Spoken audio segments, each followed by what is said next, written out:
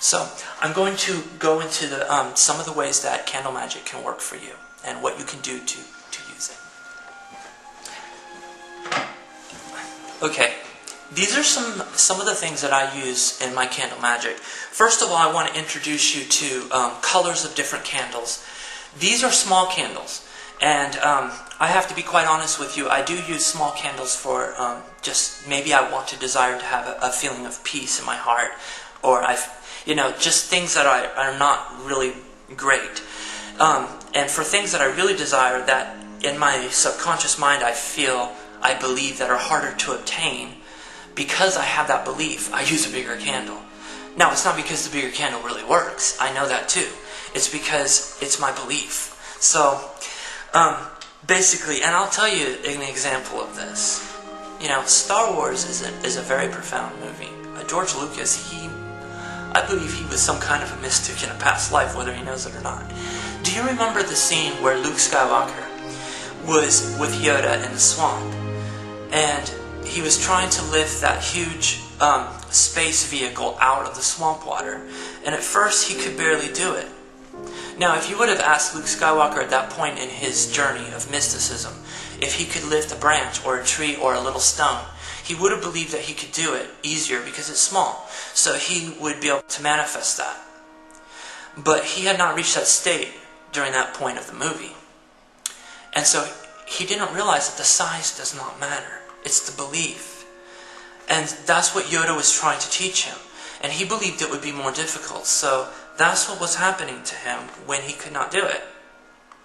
Now Yoda, this little short guy, he knows that he's reached the state of mastering the Force, the consciousness that's within everything. And he was able to manifest it instantaneously because that's his belief. And he had reached that state, which is a state that Luke Skywalker could have in an instant, if he wanted to.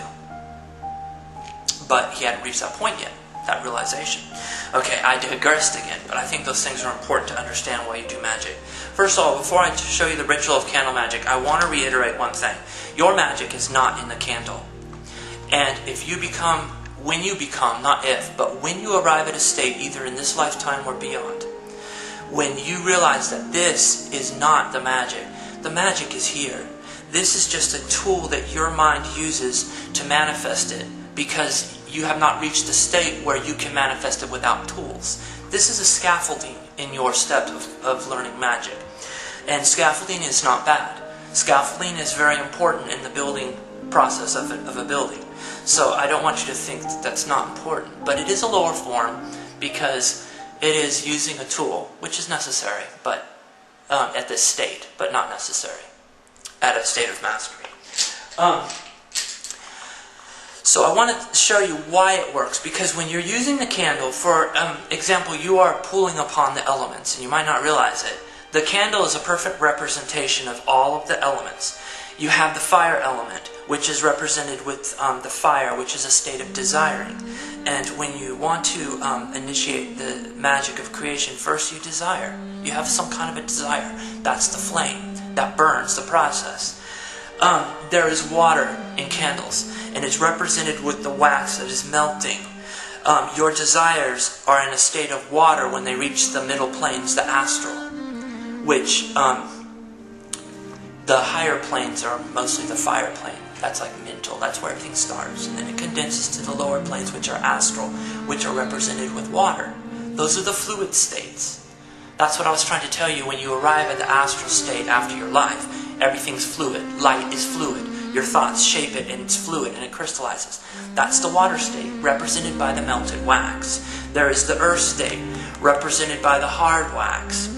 And there is the wind state, which is also part of the fire, because without air and willpower, your desire will not be manifest. So you have all the states of creation there. You have concentration, and you have willpower, which is air. You have the desire. You've got the crystallization of your desire, which is the hard earth state, which is where you want to take your creation into this plane. You have the water, which is the higher planes. And so you have all your states of the elements here. Also, another important part of candle magic is colors. Now I'm going to briefly go through the colors, but there is so much more to the colors than I can give you at this time, okay? So you're going to have to do some research on your own. And there's lots of knowledge out there for you to obtain through the internet and through books about the importance of colors. Those colors kind of correspond with our chakras. The lowest base of color, and if you realize too, I want to digress, colors, the spectrum of white light can be broken up into colors like in a rainbow, okay? These colors vibrate at specific levels. Now in rainbows, you've got the darker reds at one side of the spectrum. And those darker reds vibrate at a different level than the violets, the ultraviolets, which are on the other side of the spectrum. Okay, your lowest chakra, your root chakra between your legs, is generally a reddish color. Red is like passion.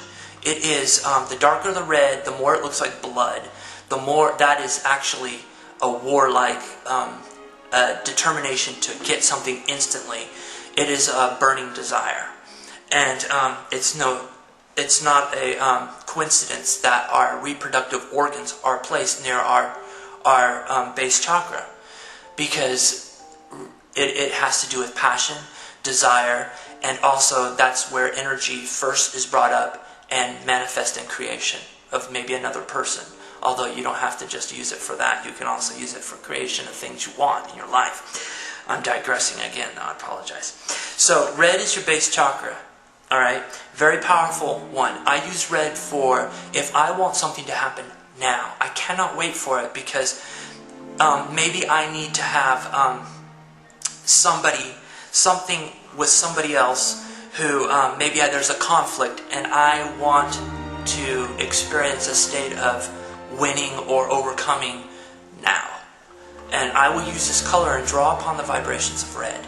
Red is a very good color, but it's very powerful, and I don't use red very much.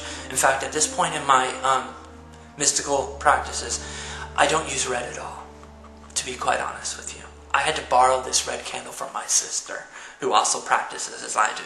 She uses red. I don't use it, which is okay that she uses it. I had to borrow this from her.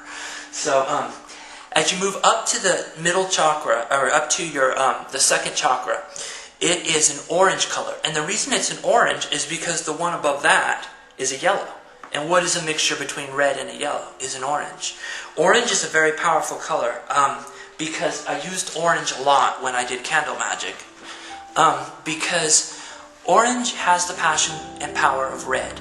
It also has the passion and the power of yellow, which yellow is not as passionate as a red. It's more of a mental state. So an orange is a cross between your desire to have something and the force of power and desire. And it's tempered by the mental state of yellow, which is your chakra that's above the orange. So when people visualize and see the second chakra up from the base, they see it as orange.